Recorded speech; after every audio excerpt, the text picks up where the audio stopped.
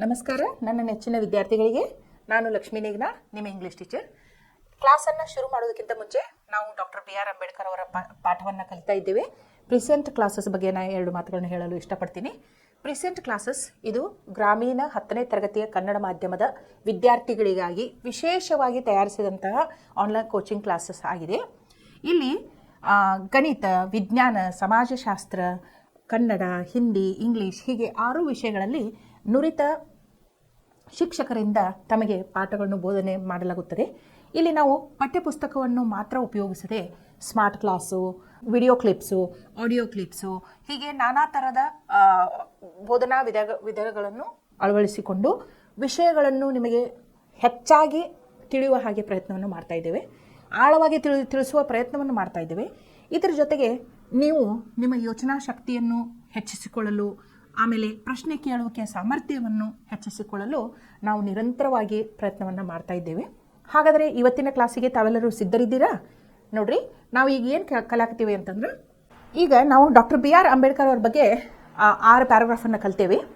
ನಾನು ನಿಮಗೆ ಮೊದಲೇ ಹೇಳಿದೆ ನೋಡ್ರಿ, knowing law is being human ಅಂಥೇಳಿ ನಾನು ಮತ್ತೆ ಒತ್ತಿ ಹೇಳ್ತೀನಿ. ಯಾಕಂದ್ರೆ ನಾವು ಕೇವಲ ಮನುಷ್ಯರಾಗಿದ್ದೇವೆ ಅಂತ ಹೇಳೋಕ್ಕಿಂತ ಮುಂಚೆ ನಾವು ಏನಾಗಬೇಕು, ನಮ್ಮ ದೇಶದ ಕಾಯ್ದೆ ಕಾನೂನುಗಳನ್ನು ನಾವು ತಿಳ್ಕೊಂಡಿರ್ಬೇಕು. ಅಂದ್ರನ ನಾವು ಏನಂತೀವಿ, ನಿಜವಾದ ಮನುಷ್ಯತ್ವವನ್ನು ಹೊಂದಿದವರಾಗಿರ್ತೀವಿ. ಅರ್ಥ ಆತಲ್ಲ ನಿಮಗೆ? Knowing law is being human ಅಂದ್ರೆ ನಮ್ಮ ದೇಶದ ಕಾಯ್ದೆ ಕಾನೂನುಗಳು ನಮಗೆ ಗೊತ್ತಿರಬೇಕು. ಇಲ್ಲಂದ್ರೆ ನಮ್ಮ ಮನುಷ್ಯರಾಗಿಯೂ ಉಪಯೋಗ ಇಲ್ಲ ಅಂತ ಅರ್ಥ. ಅದಕ್ಕೆ ನೀವು ಏನು ಮಾಡಬೇಕು, ಹೆಚ್ಚು ಆಸಕ್ತಿಯನ್ನು ವಹಿಸಿ ಈ ಪಾಠವನ್ನು ಕಲ್ತ್ಕೋಬೇಕು. ಎಕ್ಸಾಮ್ ಪಾಯಿಂಟ್ ಆಫ್ ವ್ಯೂ ನಾನು ನಿಮಗೆ ಹೇಳ್ಬೇಕಂತಿದ್ರೆ, ಈ ಪಾಠದಿಂದ 2 ಮಾರ್ಕ್ಸು ಅಥವಾ 3 ಮಾರ್ಕ್ಸದು ಒಂದು ಪ್ರಶ್ನೆ ಬರ್ತದೆ. ಆದರೆ ನೀವು ಕೇವಲ ಪರೀಕ್ಷೆಗೆ ಆಗಿ ಅಥವಾ ಕೇವಲ ಅಂಕವನ್ನು ಗಳಿಸುವುದಕ್ಕಾಗಿ ಈ ಪಾಠವನ್ನು ಕಲಿಬಾರ್ದು. ನಮ್ಮ ದೇಶದ ಸಂವಿಧಾನದ ಬಗ್ಗೆ ನೀವೆಲ್ಲರೂ ತಿಳ್ಕೋಬೇಕು ಅನ್ನುವಂಥ ಆಸೆ ನಂದು ಐತಿ. ಆಮೇಲೆ ನೀವು ಏನು ಮಾಡಬೇಕು, ಆಸಕ್ತಿ ವಹಿಸಿ ಆಮೇಲೆ ಕ್ಯೂರಿಯಾಸಿಟಿ ಇಟ್ಟುಕೊಂಡು ಈ ಪಾಠವನ್ನು ಕಲಿಬೇಕು. ಇದಷ್ಟಕ್ಕೆ ನೀವು ನಿಲ್ಲಬಾರ್ದು. ಇನ್ನೂ ಹೆಚ್ಚು ಮಾಹಿತಿಗಳನ್ನ ನಮ್ಮ ಕಾನ್ಸ್ಟಿಟ್ಯೂಷನ್ ಸಂವಿಧಾನ ಬಗ್ಗೆ ತಿಳ್ಕೋಬೇಕು ಅಂತ ಹೇಳಿ ನಾ ಈ ಪಾಠವನ್ನು ಮುಂದುವರಿಸುತ್ತೀನಿ.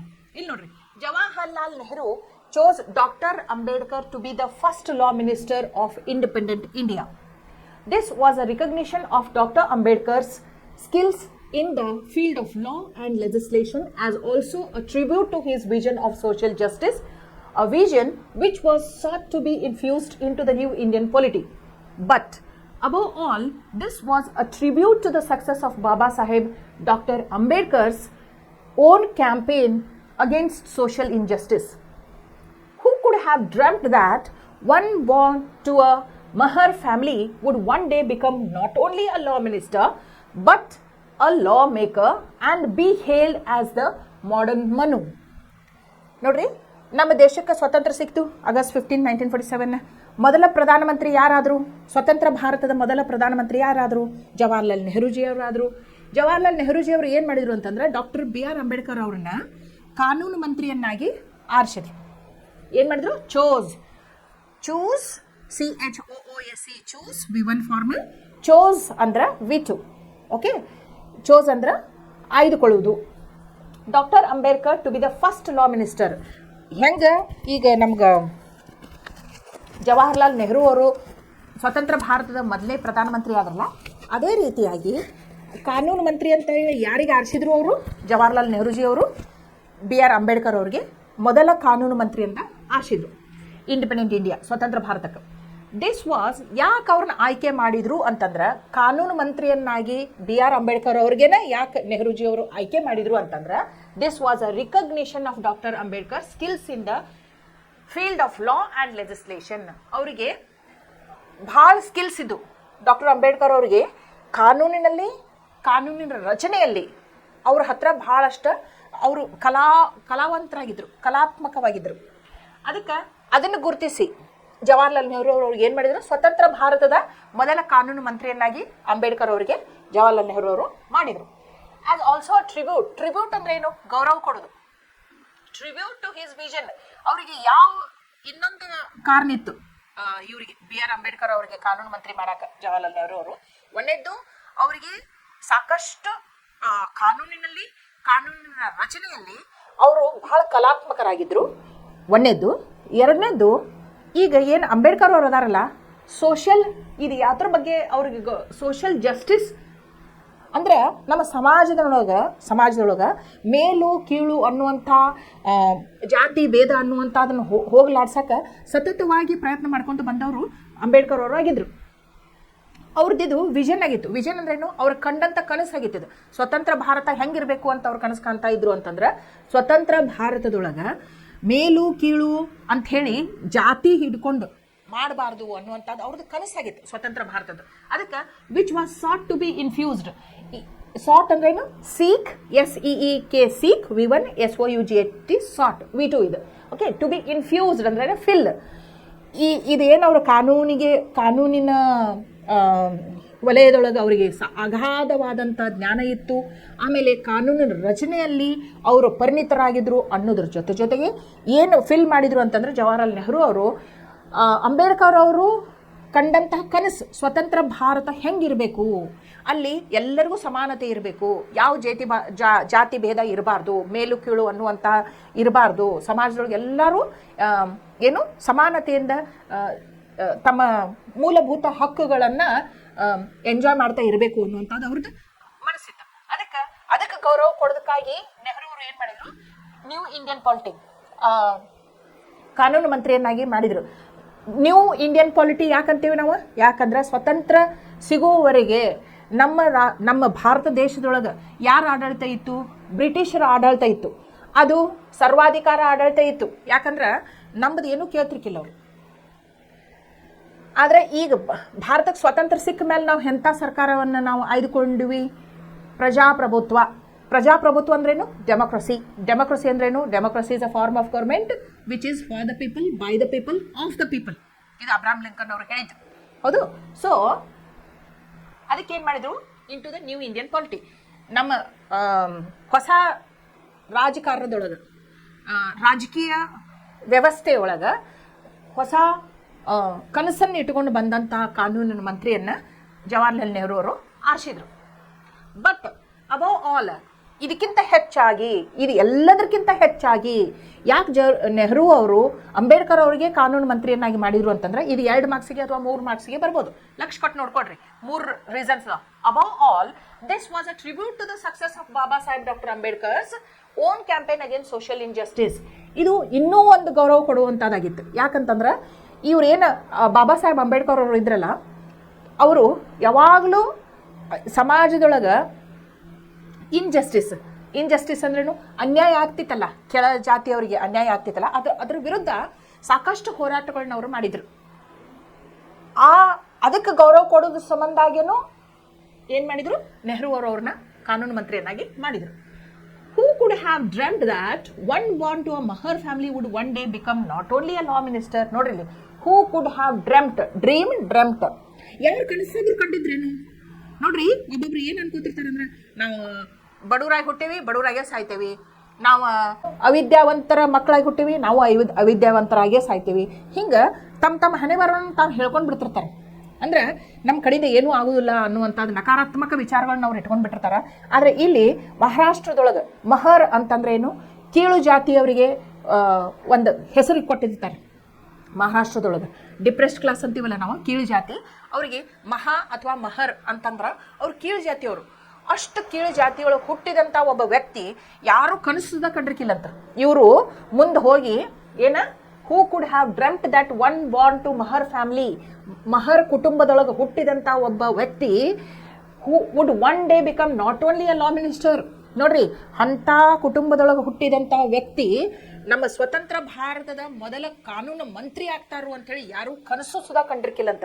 ಅವರು ಕೇವಲ ಕಾನೂನಿನ ಮಂತ್ರಿ ಅಷ್ಟೇ ಆಗಲಿಲ್ಲ, ಅವರು ಕಾನೂನನ್ನು ರಚನೆ ಮಾಡುವವರಾದರು, ಲಾ ಮೇಕರ್. ನೋಡ್ರಿ ಎಷ್ಟು ಅದ್ಭುತ ಐತಿದು. ಅಂದ್ರೆ ನಾವು ಮನಸ್ಸು ಮಾಡಿದ್ರೆ ಅಸಾಧ್ಯವಾದದ್ದು ಯಾವುದೂ ಇಲ್ಲ. ನಾವು ಎಕ್ಸ್ಕ್ಯೂಸಸ್ ಕೊಡೋ ಕಾರಣ ಇಲ್ಲ. ನಮ್ಮ ಮನ್ಯಾಗ ನಮ್ಮ ಅಪ್ಪ ಕಲ್ತಾವ್ರಿಲ್ಲ, ಅದಕ್ಕೆ ನಮಗೆ ಅಭ್ಯಾಸ ಮಾಡಿದ್ರೆ ತಿಳಿಯಂಗಿಲ್ಲ. ನಾವು ಶ್ರೀಮಂತರಿಲ್ಲ, ಅದಕ್ಕೆ ನಮಗೆ ಫೆಸಿಲಿಟಿ ಇಲ್ಲ, ಅದಕ್ಕೆ ನಾವು ಅಭ್ಯಾಸ ಒಳಗೆ ಹಿಂದೆ ಉಳಿಯಾಕತ್ತೇವಿ. ಹೀಗೆ ನೂರಾರು ಕಾರಣಗಳು. ನೋಡ್ರಿ, ನೀವು ಯಶಸ್ಸನ್ನು ಕಂಡುಕೊಂಡು ಬಿಟ್ರಿ ಅಂತಂದ್ರೆ ನಿಮ್ಮ ಜೀವನದೊಳಗೆ ನೀವು ಯಶಸ್ಸನ್ನು ಕಂಡದ್ದನ್ನು ಅಷ್ಟೋ ಜನ ನಿಮ್ಮನ್ನು ಗುರುತಿಸ್ತಾರೆ. ಹೊರತಾಗಿ ನೀವು ಜೀವನದೊಳಗೆ ಹಿಂದೆ ಉಳ್ಕೊಂಡು ಬಿಟ್ರಿ ಅಂತಂದ್ರೆ ಯಾಕೆ ಹಿಂದೆ ಉಳಿದ್ರಿ ಅಂತ ಕಾರಣಗಳನ್ನ ಕೇಳೋಕೆ ಯಾರೂ ಇಚ್ಛಾ ಪಡಂಗಿಲ್ಲ. ಸೊ ಇದನ್ನು ನೀವು ಯಾವತ್ತೂ ನೆನ್ಪಿಟ್ಕೋಬೇಕು. ಯಶಸ್ಸಿನ ಹಾದಿಯತ್ತ ಯಾವತ್ತು ನಿಮ್ಮ ಹೆಜ್ಜೆ ಹಾಕ್ತಾ ಹೋಗಬೇಕು. ಆಮೇಲೆ ಸಾಕಷ್ಟು ಕಷ್ಟಗಳು ಬಂದ್ರೂ ಅದನ್ನು ಎದುರಿಸ್ತಾ ಹೋಗಬೇಕು. ಅಂದಾಗ ಮಾತ್ರ ನೀವೇನಾಗ್ಬೋದು, ಜನಪ್ರಿಯರಾಗಬಹುದು, 4 ಜನರಿಗೆ ನಿಮ್ಮಿಂದ ಉಪಯೋಗ ಆಗ್ಬೋದು. ಈಗ ನೋಡ್ರಿ, ಅಂಬೇಡ್ಕರ್ ಅವರನ್ನ ಅಯ್ಯೋ ನಾ ಕೀಳು ಜಾತಿಯೊಳಗೆ ಹುಟ್ಟಿದವ, ನಮಗೆ ಎಲ್ಲೂ ಸಮಾಜದೊಳಗೆ ಗೌರವ ಇಲ್ಲ, ನಮಗೆ ಶಿಕ್ಷಣ ಕಲ್ಯಾಕ ನಮಗೆ ಅನುಕೂಲ ಇಲ್ಲ, ಜನ ನಮ್ಮನ್ನು ಕೀಳಾಗಿ ನೋಡ್ಕೋತಾರೋ, ಹಿಂಗೆ ಏನೇನೋ ನಕಾರಾತ್ಮಕ ವಿಚಾರಗಳನ್ನ ಇಟ್ಕೊಂಡವರು ಹಿಂದುಳಿದು ಬಿಟ್ಟಿದ್ರಂದ್ರೆ ನಮ್ಮ ದೇಶದ ಸಂವಿಧಾನವನ್ನು ರಚನೆ ಮಾಡೋಕೆ ಅವ್ರು ಸಾಧ್ಯ ಆಗ್ತಿತ್ತಾ? ಇಲ್ಲ. ಅದು ಏನು ತಾವು ಅನುಭವಿಸಿದ್ರಲ್ಲ ಕಷ್ಟಗಳನ್ನ, ಆ ಕಷ್ಟಗಳು ನನ್ನ ಜೊತೆಗೇನ ಅಂತಾಗಬೇಕು.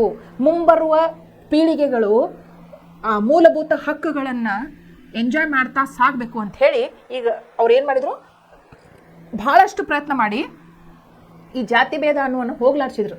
ಅವ್ರು ಕಾನ್ಸ್ಟಿಟ್ಯೂಷನ್ ಒಳಗನ್ನ ಬರೆದ್ಬಿಟ್ರು ಈಕ್ವಾಲಿಟಿ ಫಾರ್ ಆಲ್ ಅಂತ ಹೇಳಿ. ಓಕೆ, ಸೊ ಅಂಥ ಕೆಳಮಟ್ಟದ ಜಾತಿಯೊಳಗೆ ಹುಟ್ಟಿದಂಥವ್ರು ಕಾನೂನು ಮಂತ್ರಿಯೂ ಆದರೂ, ಕಾನೂನು ರಚನೆ ಮಾಡುವವರು ಆದರು. And B hailed as the modern Manu. ಆಮೇಲೆ ಹೇಲ್ಡ್ ಅಂದ್ರೆ ಏನು? ಹೇಲ್ ಅಂತಂದ್ರೆ ಆಳೆಕಲ್ಲು. ಮಳೆ ಬರಬೇಕಾದಾಗ ತುಕುಡಿ ಬೀಳ್ತಾರೆ ನೋಡ್ರಿ, ಅದಕ್ಕೆ ಆಣಿಕಲ್ಲು ಅಂತಾರೆ. ಅದಕ್ಕೆ ಹೇಲ್ಸ್ ಅಂತಾರೆ, ಹೇಲ್ ಸ್ಟೋನ್ಸ್ ಅಂತಾರೆ, ಹೇಲ್ ಸ್ಟೋನ್ಸ್. ಇದು ಹೇಲ್ಡ್ ಅಂತಂದ್ರೆ ಅಲ್ಲಿಂದ ಬರೋದು. ಅದಕ್ಕೆ ನೀವು ಏನು ಮಾಡಬೇಕು ನೋಡ್ರಿ, ಇಂಗ್ಲೀಷ್ ಪಾಠವನ್ನು ನಾ ಮಾಡಬೇಕಾದಾಗ ಆಮೇಲೆ ನಿಮ್ಗೆ ವರ್ಡ್ಸ್ ಆ್ಯಂಡ್ ದೇರ್ ಮೀನಿಂಗ್ಸ್ ಕೊಡ್ತೀನಿ, ಪದಗಳು ಅಥವಾ ಅರ್ಥಗಳು ಅಂತ ಕೊಡ್ತೀನಿ ಕನ್ನಡದೊಳಗೆ. ಆದರೂ ನೀವೇನು ಮಾಡಬೇಕು, ಡಿಕ್ಷನರಿ ಇಟ್ಕೊಂಡು ಕುಂಡಿರ್ಬೇಕು. ಯಾವುದರ ಶಬ್ದ ಕಠಿಣ ಅನಿಸ್ತು ಅಂತಂದ್ರೆ ನಾ ಹೇಳಬೇಕಾದಾಗ ಪೆನ್ಸಿಲ್ಲೆ ಬರ್ಕೋಬೇಕು ಒಂದು, ಇಲ್ಲ ಅದನ್ನು ಅಂಡರ್ಲೈನ್ ಮಾಡಿ ಇಟ್ಕೋಬೇಕು. ಆಮೇಲೆ ನೀವು ಏನು ಮಾಡಬೇಕು, ಶಬ್ದಕೋಶವನ್ನು, ಡಿಕ್ಷನರಿಯನ್ನು ತೆಗೆದು ಅದ್ರದ್ದು ಮೀನಿಂಗನ್ನು ಅದ್ರ ಜೊತೆಗೆ ಬರ್ಕೋಬೇಕು. ಅಂದ್ರೆ ಅಷ್ಟೇ ನಿಮಗೆ ಪಾಠ ಅರ್ಥ ಆಗ್ತೈತಿ. ಹೌದು. ಸೊ ಹೇಲ್ಡ್ ಅಂತ ಅಂದ್ರೇನು, ಅಲ್ಲಿಂದ ಬಂದವನು ಅಂತ ಅರ್ಥ. ಎಲ್ಲಿಂದ ಬಂದಿದ್ರು ಇವರು ಅಂಬೇಡ್ಕರ್ ಅವರು? ಯಾವ ಜಾತಿಯಿಂದ ಬಂದಿದ್ರು? ಮಹರ್ ಅನ್ನುವಂಥ ಜಾತಿಯಿಂದ ಬಂದಿದ್ರು. ಕೀಳಾಗಿ ಕಾಣುವಂಥ ಜನಾಂಗದಿಂದ ಇವರು ಬಂದಿದ್ರು. ಅಂಥವ್ರನ್ನ ಏನಂತ ಕರೆದ್ರು ಅಂದ್ರೆ ಮಾಡರ್ನ್ ಮನು, ಆಧುನಿಕ ಮನು ಅಂತ ಕರೆದ್ರು. ಈಗ ನಿಮ್ಮ ಮನಸ್ಸೊಳಗೆ ಒಂದು ಪ್ರಶ್ನೆ ಬರ್ಬೋದು, ಮನು ಅಂದ್ರೆ ಯಾರು? ಮನು ಅಂತ ಅಂಬೇಡ್ಕರ್ ಅವ್ರಿಗೆ ಯಾಕೆ ಕರೆದ್ರು ಅಂತ ನಿಮ್ಮ ಮನಸ್ಸೊಳಗೆ ಒಂದು ಪ್ರಶ್ನೆ ಬರ್ಬೋದು. ಇಲ್ಲಿ ನೋಡ್ರಿ, ಆಧುನಿಕ ಮನು ಅಂತ 1 ಮಾರ್ಕ್ಸ್ ಕ್ವಶನ್ ಬರ್ಬೋದು ಇದು ನಿಮಗೆ. ಆಧುನಿಕ ಮನು ಅಂತ ಯಾರನ್ನ ಕರೆದಿದ್ದಾರೆ ಅಂತಂದ್ರೆ ಅಂಬೇಡ್ಕರ್ ಅವ್ರನ್ನ ಕರೆದಿದ್ದಾರೆ. ಯಾಕೆ ಕರೆದಾರು ಅಂತಂದ್ರೆ, ಈಗ ನೋಡ್ರಿ, ಸ್ವತಂತ್ರ ಭಾರತಕ್ಕೆ ಕಾನೂನು ಮಂತ್ರಿ ಆದರೂ, ಕಾನೂನುಗಳ ರಚನೆಯನ್ನು ಮಾಡಿದರು.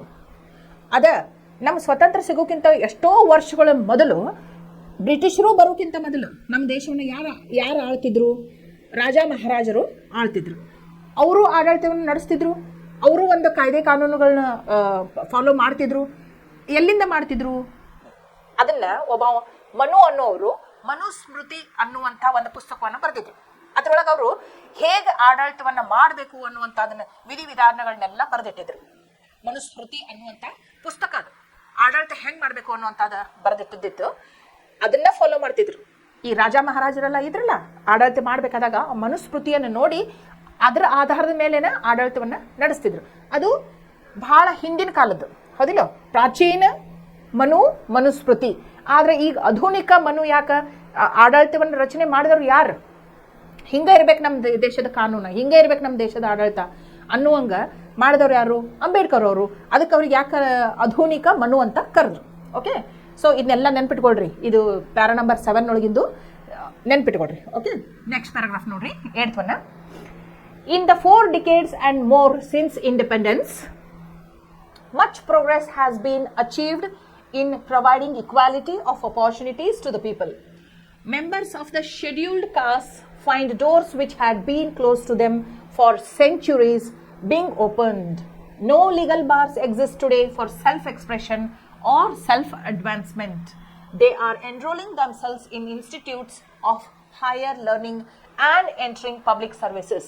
They have come to occupy high offices of state, both at the center and in the states. Judges, ambassadors, and governors have been drawn from their ranks, and they have acquitted themselves creditably in all these positions of responsibility. ನೋಡ್ರಿ, ಈಗ ಎಂಥ ಸುಧಾರಣೆ ಆಗೈತಿ. ಈ depressed classes ಕೆಳ ಜಾತಿಯವರು ಅಂಥೇಳಿ ಯಾವುದೇ ಒಂದು ಏನೋ ಅವರಿಗೆ ಅನುಕೂಲಗಳನ್ನ ಮಾಡಿಕೊಡ್ಲಾರ್ದ ನಮ್ಮ ಸಮಾಜದೊಳಗೆ ಎಷ್ಟು ದಬ್ಬಾಳಿಕೆ ಮಾಡ್ತಾ ಬಂದಿದ್ರಲ್ಲ, ಈಗ ಎಷ್ಟು ಬದಲಾವಣೆ ಆಗೈತೆ ಅನ್ನೋದು ಈ ಪ್ಯಾರಾಗ್ರಾಫ್ ಒಳಗೆ ಐತಿ. ಇದು ಯಾರಿಂದ ಆಯ್ತು ನಿಮಗೆ ಗೊತ್ತೈತಿ? ಡಾಕ್ಟರ್ ಅಂಬೇಡ್ಕರ್ ಅವರಿಂದ. ಯಾಕಂದ್ರೆ ಅವರು ಸಂವಿಧಾನದೊಳಗೆ ಅಂತ ಇದನ್ನು ಬರೆದು ಬಿಟ್ರು, ರೂಲ್ಸ್. ಓಕೆ, ಇಲ್ಲಿ ನೋಡ್ರಿ, ಇನ್ ದ 4 decades, ಇಲ್ಲಿ ನೀವು ಒಂದು ನೆನ್ಪಿಟ್ಕೋಬೇಕು, ಒಂದು ವಾರ ಅಂತಂದ್ರೆ 1 ವೀಕ್ ಅಂತೇವೆ ನಾವು. 7 ದಿನಗಳಿಗೆ ಏನಂತೇವೆ? 1 ವಾರ ಅಥವಾ 1 ವೀಕ್ ಅಂತ ಹೇಳ್ತೇವೆ. 15 ದಿನ ಆತಂದ್ರೆ ಫೋರ್ಟ್ ನೈಟ್ ಅಂತ ಹೇಳ್ತೇವೆ. 30 ಅಥವಾ 31 ದಿನ ಆತಂದ್ರೆ ಮಂತ್ ಅಂತ ಹೇಳ್ತೇವೆ. 365 ಅಂದ್ರೆ 1 ಇಯರ್ ಅಂತ ಹೇಳ್ತೇವೆ.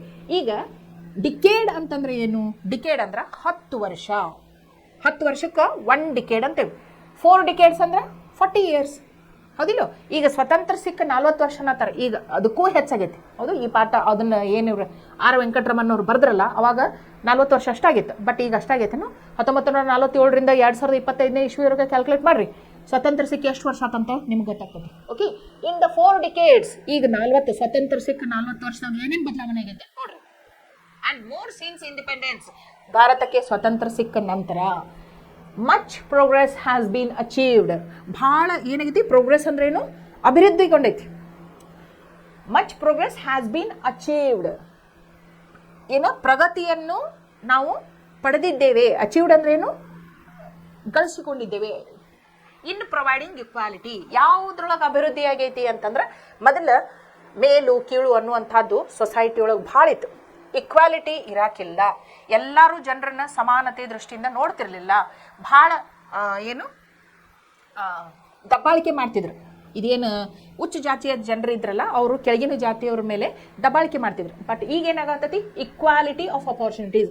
ಎಲ್ಲರಿಗೂ ಸರಿ ಸಮಾನವಾದಂತಹ ಇದು ಅವಕಾಶಗಳು ಸಿಗಾಕತ್ತವೆ. ಎಜುಕೇಷನ್ಗೆ ಇರಬಹುದು, ಜಾಬ್ಸಿಗಿರಬಹುದು, ಎಲ್ಲದ್ರ ದೃಷ್ಟಿಯಿಂದ. ಆಮೇಲೆ ಬದುಕೋದಕ್ಕಿರ್ಬೋದು, ಎಲ್ಲರಿಗೂ ಸರಿ ಸಮಾನವಾದ ಹಕ್ಕುಗಳು ಸಿಗಾಕತ್ತಾವ. ಅವಕಾಶಗಳು ಸಿಗಾಕ್ತಾವ. Opportunities to the people. ಈಗ ಎಲ್ಲರಿಗೂ ಸರಿ ಸಮಾನವಾದಂತಹ ಅವಕಾಶಗಳು ಸಿಗಾಕತ್ತಾವು. Members of the scheduled caste. ಇಲ್ಲಿ ನೋಡ್ರಿ, SC ಅಂತ ಕೇಳಿರಿ ನೀವು. SC ST. SC ಅಂದ್ರ ಶೆಡ್ಯೂಲ್ಡ್ ಕಾಸ್ಟ್, ಪರಿಶಿಷ್ಟ ಜಾತಿ. ಶೆಡ್ಯೂಲ್ಡ್ ಟ್ರೈಬ್ ಅಂದ್ರ ಪರಿಶಿಷ್ಟ ಪಂಗಡ. SC ST ಅಂತಾರ. ರಿಸರ್ವೇಷನ್ಸ್ ಇರ್ತಾವ ಅವರಿಗೆ. Okay, scheduled caste find doors. ಈಗ ನೋಡ್ರಿ, ಇವರ ಏನು ಕೆಳಗಿನ ಜಾತಿ ಡಿಪ್ರೆಸ್ಡ್ ಕ್ಲಾಸಸ್ ಅಂದ್ರೆ ಯಾರು? Scheduled cost. ಅಂಬೇಡ್ಕರ್ ಅವ್ರಿಗೆ ಶೆಡ್ಯೂಲ್ಡ್ ಕಾಸ್ಟ್ ಅಂತ ಕರೆದ್ರಿ ಇವರಿಗೆ. ಆದ್ರೆ ಮೊದಲು ಇವರಿಗೆ ನಾನಾ ಹೆಸರುಗಳನ್ನಿಟ್ಟು ಕರೀತಿದ್ರು. ಮತ್ತು ಭಾಳ ಹೀನಾಯ ಸ್ಥಿತಿ ಒಳಗೆ ಇವರು ಇದ್ರು. ಇವರಿಗೆ ಭಾಳ ಇಲ್ ಟ್ರೀಟ್ ಮಾಡ್ತಿದ್ರು ಸಮಾಜದೊಳಗೆ. Scheduled caste find doors which had been close to them. ನೋಡ್ರಿ, ಈ ಜಾತಿಯವರಿಗೆ ಎಲ್ಲ ಬಾಗಿಲುಗಳು ಮುಚ್ಚಿಬಿಟ್ಟಿದ್ದು. ಅಂದ್ರೆ ಅವರಿಗೆ ವಿದ್ಯಾಭ್ಯಾಸ ಮಾಡ್ಬೇಕಂದ್ರೆ ಅವಕಾಶ ಇರಾಕಿಲ್ಲ. ಹೆಚ್ಚು ದುಡ್ಡು ಗಳಿಸ್ಕೋಬೇಕು, ಶ್ರೀಮಂತರಾಗಬೇಕಂದ್ರೆ ಅವಕಾಶ ಇರಾಕಿಲ್ಲ. ಅವರು ತಾವು ಬಯಸಿದಂಥ ಉದ್ಯೋಗ ವ್ಯಾಪಾರ ಮಾಡ್ಬೇಕಂದ್ರೆ ಅವಕಾಶ ಇರಾಕಿಲ್ಲ. ಯಾವುದಕ್ಕೂ ಅವಕಾಶ ಇರಾಕಿಲ್ಲ. ಎಲ್ಲ ಬಾಗಿಲುಗಳು ಮುಚ್ಚಿಬಿಟ್ಟಿದ್ದು ಅವರಿಗೆ. ಆದರೆ ಈಗೇನಾಯ್ತು? Find doors which had been closed. ಒಂದಾನೊಂದು ಕಾಲದಲ್ಲಿ ಅವ್ರಿಗೆ ಎಲ್ಲ ಬಾಗಿಲುಗಳು ಮುಚ್ಚಿದಂಥ ಇದ್ದದ್ದು ಈಗೇನಾಯ್ತು? ಫಾರ್ ಸೆಂಚುರೀಸ್, 100 ವರ್ಷಗಳಿಂದ ಅವರಿಗೆ ಇಂಥ ಪರಿಸ್ಥಿತಿ ಇತ್ತು. Being opened. ಈಗೇನಾಯ್ತು? ಎಲ್ಲ ಬಾಗಿಲುಗಳು ಅವರಿಗಾಗಿ ತೆರೆದುಕೊಂಡಿದ್ದಾವೆ. ಅಂದ್ರೆ ಅವ್ರು ಏನು ಮಾಡ್ಬೋದು? ಎಷ್ಟು ಬೇಕಷ್ಟು ವಿದ್ಯಾಭ್ಯಾಸ ಮಾಡ್ಕೋಬಹುದು. ಇಲ್ಲಿ ಬಿಟ್ಟು ಅವ್ರು ಫಾರಿನ್ಗೂ ಹೋಗಿ ವಿದ್ಯಾಭ್ಯಾಸವನ್ನು ಮಾಡ್ಕೊಂಡು ಬರ್ಬೋದು. ಇದಕ್ಕೆ ಸಾಕಷ್ಟು ಎಕ್ಸಾಂಪಲ್ಸ್ ನೀವು ಸುತ್ತಮುತ್ತ ನೋಡ್ತಿರ್ಬೋದು. ಆಮೇಲೆ ಅವ್ರಿಗೆ ಯಾವ ಉದ್ಯೋಗ ಅವಕಾಶ ಬೇಕು ಅದನ್ನು ಅವ್ರು ಮಾಡ್ಕೋಬೋದು. ವ್ಯಾಪಾರ ಉದ್ಯೋಗ ಮಾಡಬಹುದು. ಅವ್ರು ಹೆಂಗೆ ಬೇಕು ಹಂಗೆ ಇರ್ಬೋದು. So being open. No legal bars exist today. ಆಮೇಲೆ ಕಾನೂನು ಒಳಗೆ ಯಾವುದೂ ಅವರಿಗೆ ರೆಸ್ಟ್ರಿಕ್ಷನ್ಸ್ ಹಾಕಂಗಿಲ್ಲ. ಕಾನೂನಂತೂ ಎಂದೂ ಅವರಿಗೆ ಶೆಡ್ಯೂಲ್ಡ್ ಕಾಸ್ಟ್ ಅವ್ರಿಗೆ ಪರಿಶಿಷ್ಟ ಏನು ಪರಿಶಿಷ್ಟ ಜಾತಿಯವರಿಗೆ ಯಾವುದೂ ಲೀಗಲ್ ಬಾರ್ಸ್ ಎಕ್ಸಿಸ್ಟ್ ಅಂದ್ರೂ ಇರುವುದು. Okay, today for self expression. ಅವರು ತಮ್ಮಷ್ಟಕ್ಕೆ ತಾವ ಬೇಕಾದಂಗೆ ಇದನ್ನು ಮಾಡ್ಕೋದು, ಎಕ್ಸ್ಪ್ರೆಸ್ ಮಾಡಬಹುದು. ಆಮೇಲೆ ಸ್ವಂತ ಅಡ್ವಾನ್ಸ್ಮೆಂಟ್ ಅಂದ್ರೇನು? ಅಡ್ವಾನ್ಸ್ಮೆಂಟ್ ಅಂದ್ರೇನು? ಪ್ರಗತಿ ಪಡೆಯುವುದು. ಅದಕ್ಕೆ ಯಾವುದಕ್ಕೂ ಕಾನೂನಿನ ಮಿತಿಗಳು ಇಲ್ಲ. ಬೇಕಾದಷ್ಟು ಅವ್ರ ಜೀವನದೊಳಗೆ ಮುಂದುವರಿಬಹುದು. They are enrolling themselves. Enrolling ಅಂದ್ರೇನು? ಹೆಸರು ನೋಂದಾಯಿಸುವುದು. They are enrolling themselves in institutes of higher learning. ನೋಡ್ರಿ, ಮೊದಲ ಅವ್ರಿಗೆ ಶಾಲೆ ಒಳಗೆ ಪ್ರವೇಶನ ಮಾಡಕ್ಕೆ ಕೊಡ್ತಿರ್ಕಿಲ್ಲ. ಒಂದು ಪಬ್ಲಿಕ್ ಪ್ಲೇಸಸ್ ಒಳಗೆ ಅವ್ರಿಗೆ ಪ್ರವೇಶ ಮಾಡಕ್ಕೆ ಕೊಡತ್ತಿರ್ಕಿಲ್ಲ. ವಿದ್ಯಾಭ್ಯಾಸ ಅಂತೂ ಭಾಳ ದೂರಿನ ಮಾತು. ಆದರೆ ಈಗ ಏನು ಮಾಡತ್ತಾರ ಅವರು? ಬರೀ ಪ್ರಾಥಮಿಕ ಹಂತದಲ್ಲಿ ಅಷ್ಟೇ ವಿದ್ಯಾಭ್ಯಾಸವನ್ನ ಮಾಡಿ ಸುಮ್ಮ ಕುಂಡ್ರಾತಿಲ್ಲ. ಉನ್ನತ ವ್ಯಾಸಂಗದೊಳಗನು ಅವ್ರು ಏನು ಮಾಡ್ಬೋದಾಗೈತಿ? ಈಗ ಯೂನಿವರ್ಸಿಟಿ UG PG ಕೋರ್ಸಸ್ ಅಂತಾರಲ್ಲ, ಅಂತಲ್ಲೂ ಅವ್ರು ಏನು ಮಾಡ್ಬೇಕಾಗೈತಿ? ವಿದ್ಯಾಭ್ಯಾಸವನ್ನು ಮುಂದುವರಿಸೋ ಸಲುವಾಗಿ ತಮ್ಮ ಹೆಸರು ದಾಖಲೆ ಮಾಡಕತ್ತಾರ ಅವ್ರು. Enrolling in themselves in institutes of higher learning, ಉನ್ನತ ವ್ಯಾಸಂಗಕ್ಕಾಗಿ ತಮ್ಮ ಹೆಸರುಗಳನ್ನು ದಾಖಲೆ ಮಾಡುತ್ತಿದ್ದಾರೆ. And entering public services. ಈಗ ನೋಡ್ರಿ, ಪಬ್ಲಿಕ್ ಸರ್ವಿಸಸ್ ಅಂದರೆ ಏನು? ಈಗ ನೋಡ್ರಿ, ಎಲ್ಲ ಡಿಪಾರ್ಟ್ಮೆಂಟ್ ಗೌರ್ಮೆಂಟ್ ನೌಕರಿಗೆ ಏನಂತಾರೋ ಪಬ್ಲಿಕ್ ಸರ್ವಿಸ್ ಅಂತಾರೆ. ಪಬ್ಲಿಕ್ ಸರ್ವಿಸ್ ಅಂತ ಯಾಕಂತಾರೋ, ಅವ್ರಿಗೆ ಏನು ಸ್ಯಾಲ್ರಿ ಕೊಡ್ತಿರ್ತಲ್ಲ, ಮಂತ್ಲಿ ಸ್ಯಾಲ್ರಿ, ಅದು ನೀವು ನಮ್ಮ ಕಿಸದೊಳಗಿಂದ ಡೈರೆಕ್ಟ್ ತೆಗೆದು ಕೊಡಂಗಿಲ್ಲ. ಹಾಂ, ನಾವು ಟ್ಯಾಕ್ಸ್ ಕಟ್ಟಿರ್ತೀವಲ್ಲ, ಆ ಟ್ಯಾಕ್ಸಿನ ದುಡ್ಡು ಗೌರ್ಮೆಂಟ್ ಅವ್ರಿಗೆ ಕೊಡ್ತೈತಿ. ಸೊ ನಮ್ಮ ದುಡ್ಡು ಅವ್ರಿಗೆ ಕೊಟ್ಟಂಗೆ ನಾವು ಪಬ್ಲಿಕ್, ನಮ್ಮ ಕೆಲಸಗಳನ್ನ ಅವ್ರು ಮಾಡಿಕೊಡೋದಕ್ಕೆ ಪಬ್ಲಿಕ್ ಸರ್ವೆಂಟ್ಸ್ ಅಂತಾರೆ. ಗೊತ್ತಲ್ಲ, ಇದೇನು ಸರ್ಕಾರಿ ಹುದ್ದೆಗಳು ಇರ್ತಾವಲ್ಲ, ಆ ಹುದ್ದೆಗಳನ್ನು ಅಲಂಕಾರ ಮಾಡಿದವ್ರಿಗೆಲ್ಲರಿಗೂ ಪಬ್ಲಿಕ್ ಸರ್ವೆಂಟ್ಸ್ ಅಂತಾರೆ. ಸರ್ವೆಂಟ್ಸ್ ಅಂದ್ರೆ ಏನು? ಕೆಲಸಗಾರ ಅಂತ ಹಂಗೆ ತಿಳ್ಕೊಬೇಡ್ರಿ. ಪಬ್ಲಿಕ್ ಸರ್ವೆಂಟ್ಸ್ ಯಾಕಂತಾರೆ ಅಂತಂದ್ರೆ, ನಾವು ಕೊಟ್ಟಂಥ ಟ್ಯಾಕ್ಸಿನ ದುಡ್ಡನ್ನು ಅವರಿಗೆ ಸ್ಯಾಲ್ರಿ ಮುಖಾಂತರ ನಮ್ಮ ಸೇವೆ ಮಾಡಿದ್ದಕ್ಕೆ ಕೊಡ್ತೈತಿ ಗೌರ್ಮೆಂಟ್. ಅದಕ್ಕೆ ಅವರು ನಮ್ಮ ಸೇವೆ ಮಾಡಬೇಕಲ್ಲ, ನಮ್ಮ ಸೇವಕರಾಗಬೇಕಲ್ಲ ಅವರು, ಅದಕ್ಕೆ ಪಬ್ಲಿಕ್ ಸರ್ವೆಂಟ್ಸ್ ಅಂತಾರೆ. ಈಗ ಪಬ್ಲಿಕ್ ಸರ್ವೆಂಟ್ಸ್ ಆಗ್ಯೂ ಅವರು ಇದನ್ನು ಮಾಡತ್ತಾರೆ, ಲೈಫ್ ಲೀಡ್ ಮಾಡತ್ತಾರೆ. ಮೊದಲ ಯಾವುದಕ್ಕೂ ಅವಕಾಶ ಇರ್ತಿರ್ಲಿಲ್ಲ, ಆದರೆ ಈಗ ಉನ್ನತ ಹುದ್ದೆಗಳನ್ನು ಅವರಿಗೆ ಸಿಗಾಕತ್ತಾವ. ಯಾರಿಗೆ? ಪರಿಶಿಷ್ಟ ಜಾತಿ, ಪರಿಶಿಷ್ಟ ಪಂಗಡದವರಿಗೆ. They have come to occupy high offices of state. ನೋಡ್ರಿ, ಈಗ ಕರ್ನಾಟಕ ಸರ್ಕಾರದ್ದು ಇವು ಇರ್ತಾವೆ, ಹುದ್ದೆಗಳು ಇರ್ತಾವೆ. ಸ್ಟೇಟ್ ಗೌರ್ಮೆಂಟದ್ದು ಜಾಬ್ಸ್ ಇರ್ತಾವೆ, ಸೆಂಟ್ರಲ್ ಗೌರ್ಮೆಂಟ್ದನ್ನು ಜಾಬ್ಸ್ ಇರ್ತಾವೆ.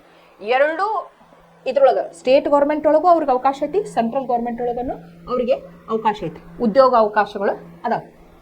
ನೋಡ್ರಿ, ಅವ್ರು ಯಾವ್ಯಾವ ಫೀಲ್ಡ್ ಒಳಗೆ ಅದಾರ ಅಂತಂದ್ರೆ, ಜಡ್ಜಸ್, ನ್ಯಾಯಮೂರ್ತಿಗಳಾಗ್ಯಾರ ಅವರು, ಜಡ್ಜಸ್ ಆಗಾಕತ್ತಾರ ಅವ್ರು. ಯಾರು? ಪರಿಶಿಷ್ಟ ಜಾತಿಯವರು ಜಡ್ಜಸ್ ಆಗಾಕತ್ತಾರು. ಆಮೇಲೆ ಅಂಬಾಸಡರ್ಸ್ ಅಂದ್ರೇನು? ದೂತ್, ಈಗ ದೂತರು. ಆಮೇಲೆ ಗವರ್ನರ್ಸ್ ಅಂದ್ರೆ ರಾಜ್ಯಪಾಲರು. ನೋಡ್ರಿ, ಎಷ್ಟು ಉನ್ನತ ಹುದ್ದೆಗಳನ್ನ ಅವರು ಅಲಂಕಾರ ಮಾಡಾಕತ್ತಾರ ಅಂತ ಹೇಳಿ. ರಾಜ್ಯಪಾಲರ್ಸು have been drawn from their ranks. ಇಷ್ಟು ಉನ್ನತ ಹುದ್ದೆಗಳನ್ನು ಪರಿಶಿಷ್ಟ ಜಾತಿಯವರು ಈಗ ಅದಾರ. And they have acquitted themselves. ಈಗ ಅವ್ರು ಏನು ಮಾಡಾಕಂದ್ರೆ ಬಿಟ್ಟಾರೆ themselves creditably in all these positions of responsibility. Acquitted ಅಂದ್ರೇನು? ತಮ್ಮಷ್ಟಿಗೆ ತಾವ ತೊಡಗಿಸಿಕೊಂಡಾರು ಅಂತ ಅರ್ಥ. ಇವೆಲ್ಲ ಏನು? ಜವಾಬ್ದಾರಿ ಇದ್ದಂತಹ ಪೊಸಿಷನ್ಸ್, ಭಾಳ ಜವಾಬ್ದಾರಿ ಇರ್ತೈತಿ.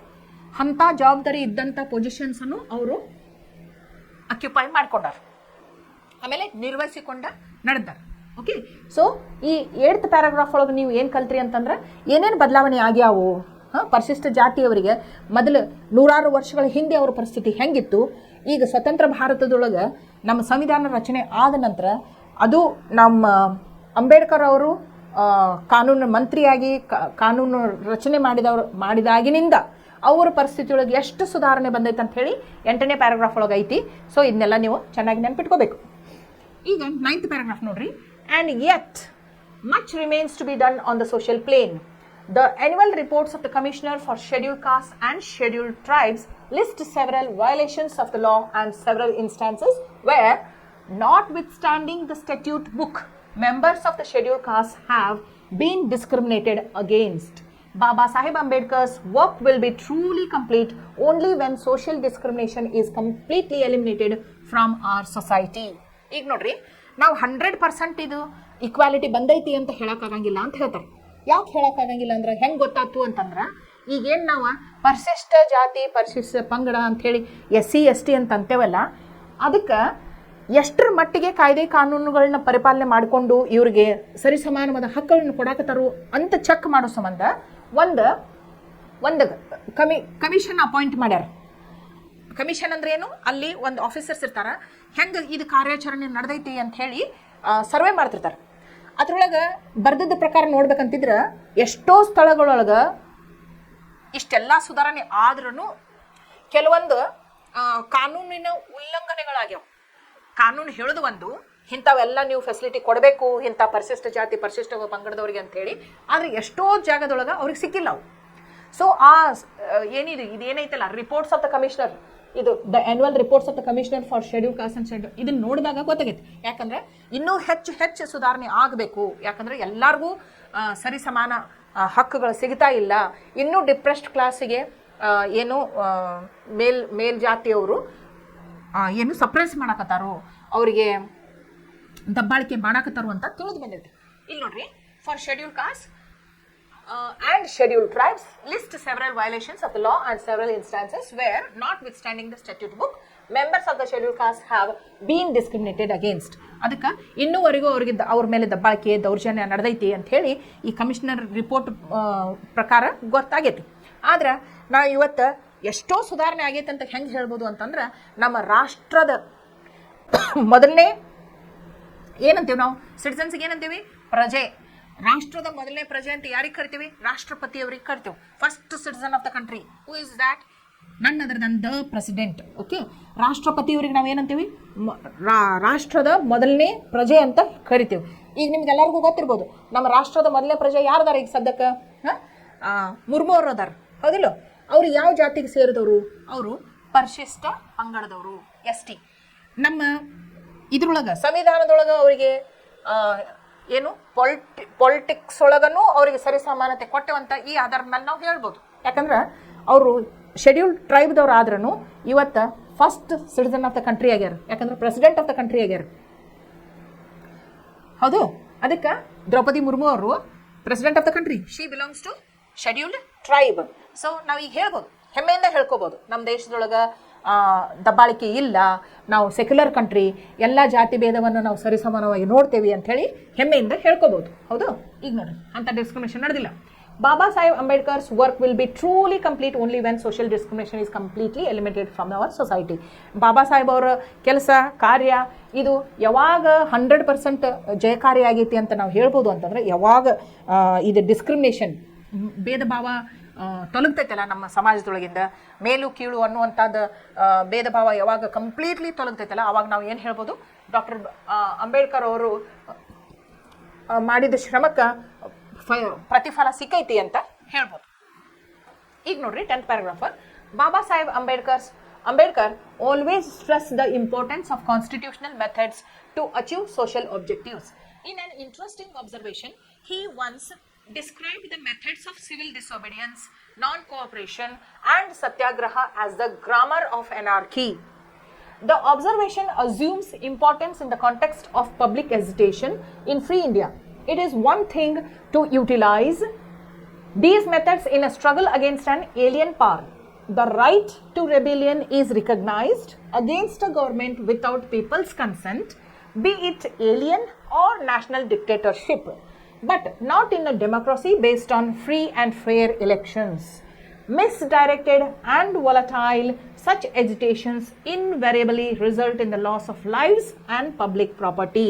ನೋಡ್ರಿ, ಅಂಬೇಡ್ಕರ್ ಅವ್ರದ್ದು ಎಷ್ಟು ಉಚ್ಚ ವಿಚಾರ ಇದ್ದು ಅಂತಂದ್ರೆ, ಅವರು ಯಾವ ರೀತಿಯಾಗಿ ನಮ್ಮ ದೇಶದ ಭವಿಷ್ಯವನ್ನು, ನಮ್ಮ ದೇಶದ ಏಳಿಗೆಗಾಗಿ ಎಷ್ಟು ಪರಿಶ್ರಮ ಪಡ್ತಿದ್ರು, ಯಾವ ರೀತಿ ವಿಚಾರ ಮಾಡ್ತಿದ್ರು ಅಂತಂದ್ರೆ ಭಾಳ ಹೆಮ್ಮೆಯ ವಿಷಯ ಅನ್ನಿಸ್ತದೆ. ಇಂಥ ಅದ್ಭುತವಾದ ವ್ಯಕ್ತಿ ನಮ್ಮ ರಾಷ್ಟ್ರದ ಪ್ರಜೆ ಆಗಿದ್ದರು. ನಮಗೆ ಅವರು ಒಂದು ವರ ಅಂತ ನಾವು ಹೇಳ್ಬೋದು.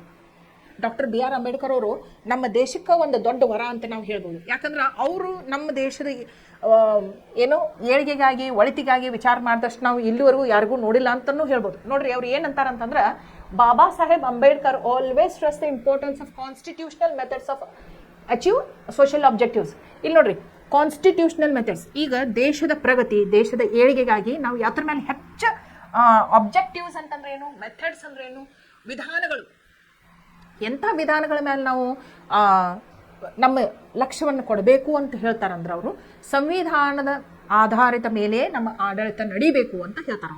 ಮತ್ತು ಯಾವುದೂ ಅದರದ್ದು ಉಲ್ಲಂಘನೆ ಆಗಬಾರ್ದು ಅಂತ ಹೇಳ್ತಾರೆ. ಇಲ್ಲಿ ನೋಡ್ರಿ, ಆಬ್ಜೆಕ್ಟಿವ್ಸ್ ಅಂದ್ರೆ ಏನು? ಇನ್ ಆನ್ ಇಂಟ್ರೆಸ್ಟಿಂಗ್ ಅಬ್ಸರ್ವೇಷನ್, ನೋಡ್ರಿ ಅವ್ರು ಏನು ಅಬ್ಸರ್ವೇಷನ್ ಮಾಡಿದ್ರು ಅಂತಂದ್ರೆ, he once describe the methods of, ಈಗ ನೋಡ್ರಿ, ನಮ್ಮ ದೇಶಕ್ಕೆ ಸ್ವಾತಂತ್ರ್ಯ ಸಿಗೋದಕ್ಕಿಂತ ಮುಂಚೆ ಮಹಾತ್ಮ ಗಾಂಧೀಜಿಯವರು ಏನು ಮಾಡ್ತಿದ್ರು?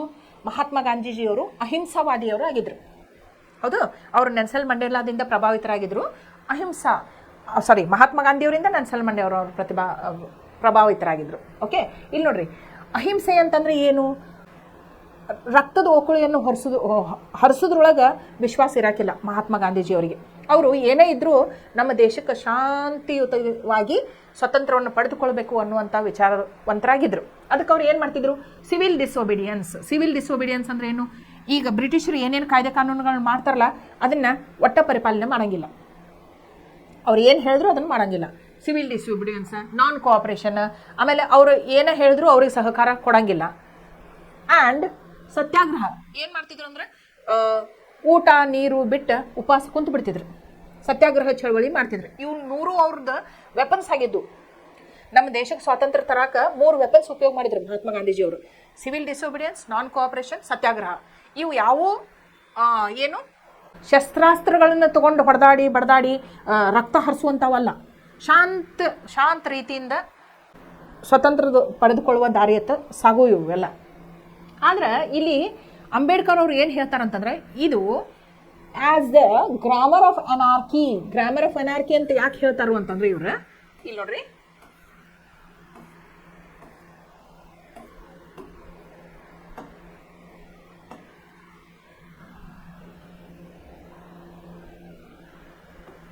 ಗ್ರಾಮರ್ ಅಂತಂದ್ರೆ ಏನು? ರೂಲ್ಸ್. ಹೌದು, ಗ್ರಾಮರ್ ಆಫ್ ಅನಾರ್ಕಿ ಅಂತ ಯಾಕೆ ಹೇಳ್ತಾರ ಅಂತಂದ್ರ,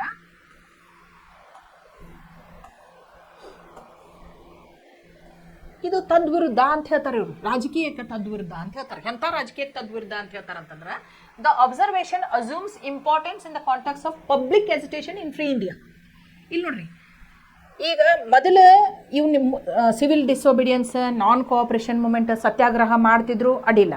ಆವಾಗ ಯಾಕೆ ಮಾಡ್ತಿದ್ರು ಅಂತಂದ್ರೆ, ಬ್ರಿಟಿಷರಿಂದ ಬಿಡುಗಡೆ ಪಡೆಯಲಿಕ್ಕೆ, ಭಾರತವನ್ನು ಸ್ವತಂತ್ರ ಮಾಡಲಿಕ್ಕೆ. ಈಗ ನಾವು ಸ್ವತಂತ್ರ ಭಾರತದೊಳಗೆ ಇದ್ದುಕೊಂಡು ಇಂಥವೆಲ್ಲ ಮಾಡ್ತೀವಿ ಅಂತಂದ್ರೆ ತಪ್ಪಾಗ್ತತಿ ಅಂತ ಅಂಬೇಡ್ಕರ್ ಅವರು ಹೇಳ್ತಾರೆ.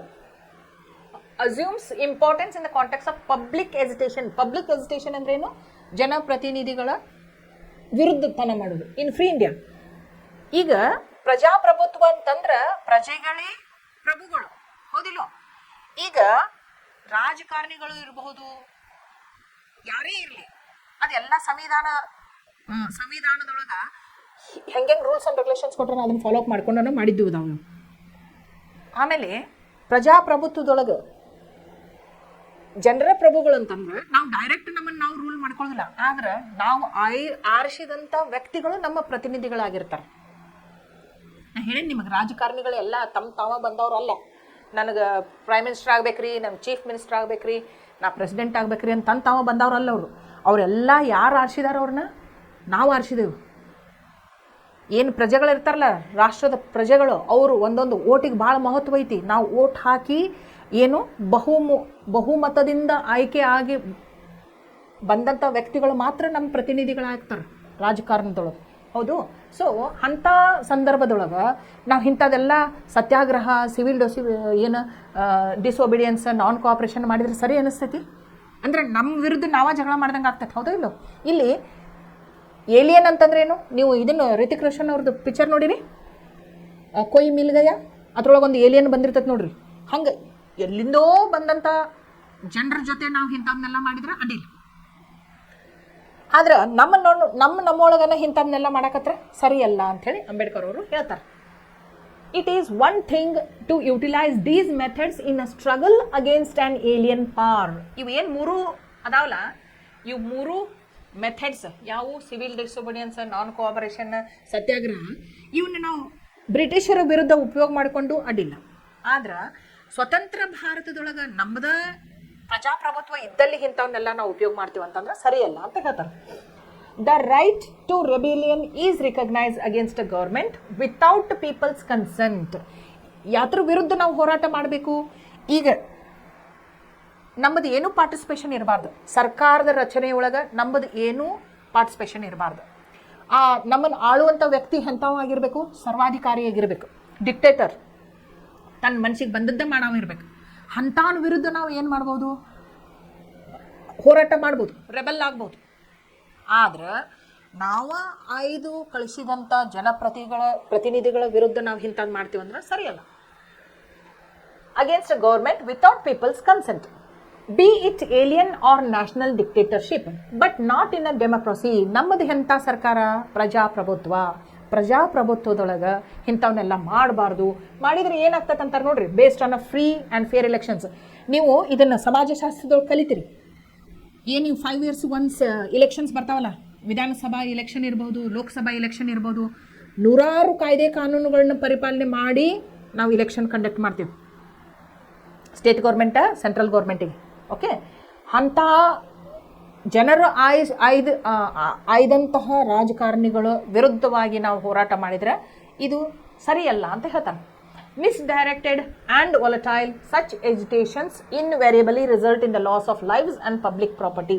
ನಾವು ಏನಾದರೂ ಹಂಗೆ ಮಾಡಿದ್ದ ಆದ್ರೆ ಏನು ಮಾಡ್ತಾರೆ ನೋಡಿರಿಲ್ಲ, ಸ್ಟ್ರೈಕ್ ಮಾಡ್ತಿರ್ತಾರೆ, ಸಮಾಧಾನಲೆ ಮಾಡ್ತಿರಂಗಿಲ್ಲ, ತೊಗೊಂಡು ಪಬ್ಲಿಕ್ ಪ್ರಾಪರ್ಟಿನೆಲ್ಲ ಇದನ್ನು ಮಾಡಿಬಿಡ್ತಾರೆ, ನಾಶ ಮಾಡಿಬಿಡ್ತಾರೆ.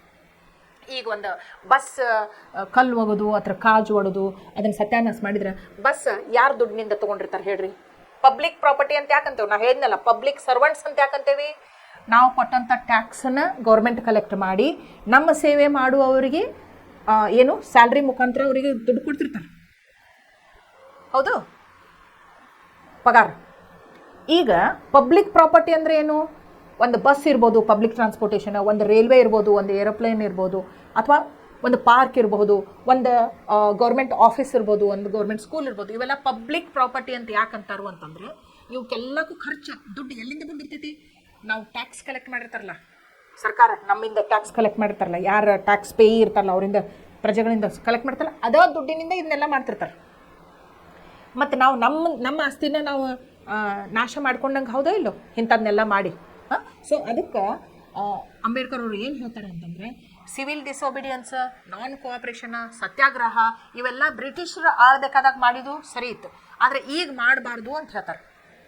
ಈಗ ಮಾಡಿದರೆ ಏನಾಗ್ತೈತಿ? ಈಗ ಮಾಡಿದರೆ ಲಾಸ್ ಆಫ್ ಲೈವ್ಸ್, ಜನರ ಜೀವ ಕಳ್ಕೊತಾರೆ, ಆಮೇಲೆ ಪಬ್ಲಿಕ್ ಪ್ರಾಪರ್ಟಿಗೆ ಭಾಳ ಹಾನಿ ಆಗ್ತೈತಿ ಅಂತ ಹೇಳ್ತಾರೆ. ಮಹಾತ್ಮ ಗಾಂಧೀಜಿಯವ್ರ ವಿಚಾರ ಬೇರೆ ಇತ್ತು, ಅಂಬೇಡ್ಕರ್ ಅವ್ರ ವಿಚಾರ ಬೇರೆ ಇತ್ತು. ಮಹಾತ್ಮ ಗಾಂಧಿಯವರು ಏನು ಮಾಡ್ತಿದ್ರು? ಆಳುವವರ ವಿರುದ್ಧ ಹೋರಾಟ ಮಾಡ್ತಿದ್ರು. ಈಗ ಇವ್ರು ಏನು ಹೇಳ್ತಾರೋ, ನಾವು ಪ್ರಜಾಪ್ರಭುತ್ವ ಇದ್ದಾವಾಗ ಹೋರಾಟನ ಮಾಡಬಾರ್ದು ಅಂತ ಇವ್ರು ಹೇಳ್ತಾರೆ, ಅಂಬೇಡ್ಕರ್ ಅವರು. Okay, so check your understanding. ಇಲ್ಲಿ ನೋಡ್ರಿ, share your responses. Nehru chose Ambedkar as law minister for 3 reasons. What are they? Paragraph 7. 3 ಕಾರಣಗಳಿಂದ ಅಂಬೇಡ್ಕರ್ ಅವ್ರನ್ನ ಲಾ ಮಿನಿಸ್ಟರ್ ಅಂತ ಚೂಸ್ ಮಾಡಿದರು. ಯಾವ್ಯಾವು ನಾನು ನಿಮ್ಗೆ ಹೇಳಿದೆ, 3 ಮಾರ್ಕ್ಸಿಗೆ ಇದು ಕ್ವಶನ್ ಬರ್ತೈತಿ ಅಂತ ಹೇಳಿ. ಒಂದು, ಅವ್ರ ಸ್ಕಿಲ್ಸ್ ಇದ್ದು ಲಾ ಮೇಕರ್ ಅಂಥೇಳಿ ನಾಲೆಜ್ ಇತ್ತು. ಇನ್ನೊಂದು, ಅವ್ರು ಸತತವಾಗಿ ಏನು ಸೊಸೈಟಿ ಒಳಗೆ ಇನ್ಜಸ್ಟಿಸ್ ಸಂಬಂಧ ಬಡ್ದಾಡ್ತಿದ್ರು, ಅದಕ್ಕೆ ಟ್ರಿಬ್ಯೂಟ್ ಕೊಡೋ ಸಂಬಂಧ ಅವರಿಗೆ ಲಾ ಮಿನಿಸ್ಟರ್ ಅಂತ ಮಾಡಿದರು. ಪ್ಯಾರಾಗ್ರಾಫ್ 7 3 ಪಾಯಿಂಟ್ಸ್ ಅದಾವು, ಸರಿಯಾಗಿ ಕಲ್ತ್ಕೊಂಡು ಬಿಡ್ರಿ. ಅವ್ರು 3 ಮಾರ್ಕ್ಸಿಗೆ ಬರೋ ಸಾಧ್ಯತೆ ಐತಿ. ಇದು ಪ್ರಶ್ನೆ.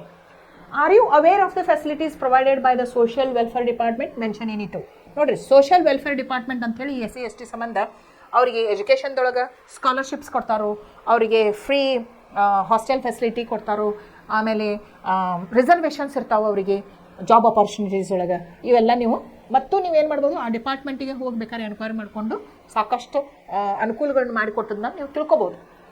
After independence, members of the schedule caste have found doors open to them. How?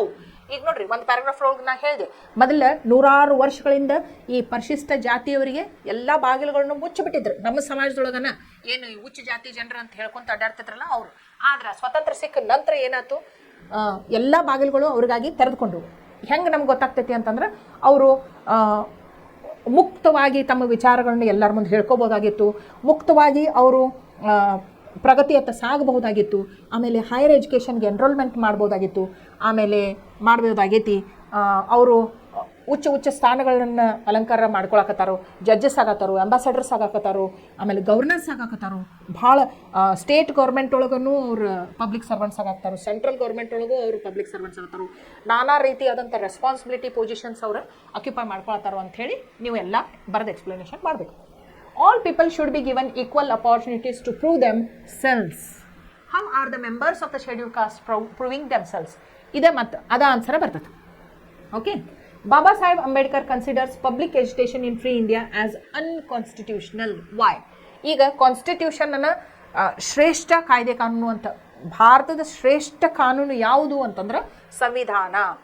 ಅದಕ್ಕೆ ಬಾಬಾ ಸಾಹೇಬ್ ಅಂಬೇಡ್ಕರ್ ಅವ್ರು ಏನು ಹೇಳ್ತಾರಂತಂದ್ರೆ, ಮೊದಲಿನಂಗೆ ನಾವು ಸ್ವತಂತ್ರ ಸಿಗೋಕ್ಕಿಂತ ಪೂರ್ವದಲ್ಲಿ ನಾವು ಏನು ಇದು non cooperation movement, civil disobedience movement, satyagraha ಅಂತ ಮಾಡ್ಕೊತ ಹೋಗ್ತಿದ್ವಲ್ಲ, ಈಗೂ ನಾವು ಅವನು ಮುಂದುವರಿಸಬಾರ್ದು. ಯಾಕಂದ್ರೆ ನಮ್ಮ ಸಂವಿಧಾನದೊಳಗನ ನಾವು ಕೆಲವೊಂದು ನಿರ್ದಿಷ್ಟವಾದಂತಹ ಕಾಯ್ದೆ ಕಾನೂನುಗಳನ್ನ ಮಾಡ್ಕೊಂಡೇವೆ, ಅದನ್ನು ಪರಿಪಾಲನೆ ಮಾಡಬೇಕು. ಹೊರತಾಗಿ ನಾವು ಇಂಥವೆಲ್ಲ ಮಾಡ್ಕೊತ ಹೋದ್ರೆ loss of lives, loss of public property ಆಗ್ತೈತಿ ಅಂತ ಹೇಳಿ ಹೇಳ್ತಾರೆ. ಯಾಕೆ? ನಾವು ಇದನ್ನೆಲ್ಲ ಬ್ರಿಟಿಷರ ವಿರುದ್ಧ ಮಾಡಕತ್ತಿದ್ವು. ಅವರು ಇಲ್ಲಿಯವರಲ್ಲ, ಎಲ್ಲಿಂದನೋ ಬಂದು ನಮ್ಮ ಮೇಲೆ ದಬ್ಬಾಳಿಕೆ ಮಾಡೋರ ವಿರುದ್ಧ ನಾವು ಮಾಡಿದ್ರೆ ಚಂದ ಕಾಣಿಸ್ತಿತ್ತು. ಆದರೆ ಈಗ ಪ್ರಜಾಪ್ರಭುತ್ವ ಇದ್ದ ಕಾರಣ ನಾವು ಆರಿಸಿದಂತಹ ರಾಜಕಾರಣಿಗಳು ನಮ್ಮ ಜನರ ಪ್ರತಿನಿಧಿಗಳು ಇರಬೇಕಾದಾಗ, ನಮ್ಮದ ಸರ್ಕಾರ ಇರಬೇಕಾದಾಗ ನಾವ ಅದರ ವಿರುದ್ಧ ಹೋರಾಟ ಮಾಡೋದು ಸರಿಯಿಲ್ಲ ಅಂತ ಹೇಳ್ತಾರೆ. Social discrimination still exist in India, debate in the class. ಇನ್ನೂವರೆಗೂ ಸೋಷಿಯಲ್ ಡಿಸ್ಕ್ರಿಮಿನೇಷನ್ ಇದೆ ಅಂತ ಹೇಳ್ತಾರೆ. ಡಿಬೇಟ್ ಮಾಡಿರಿ ಅಂತ ಹೇಳ್ತಾರೆ. ನಿಮಗೆ ಎಲ್ಲರ ಕಂಡು ಬಂದಲ್ಲಿ ಇಂಥ ಡಿಸ್ಕ್ರಿಮಿನೇಷನ್ ನಡೆದೈತಿ ಅಂತ ಹೇಳಿ ನೀವೇನು ಮಾಡ್ಬೋದು, ಡಿಬೇಟ್ ಮಾಡ್ಬೋದು. ಓಕೆ, ಈಗೇನು ಮಾಡೋಣ, ಇದು ಮುಂದಿನ ಪಾಠವನ್ನು ನಾನು ಮುಂದಿನ ಕ್ಲಾಸ್ನೊಳಗೆ ಎಕ್ಸ್ಪ್ಲನೇಷನ್ ಮಾಡ್ತೀನಿ. Thank you.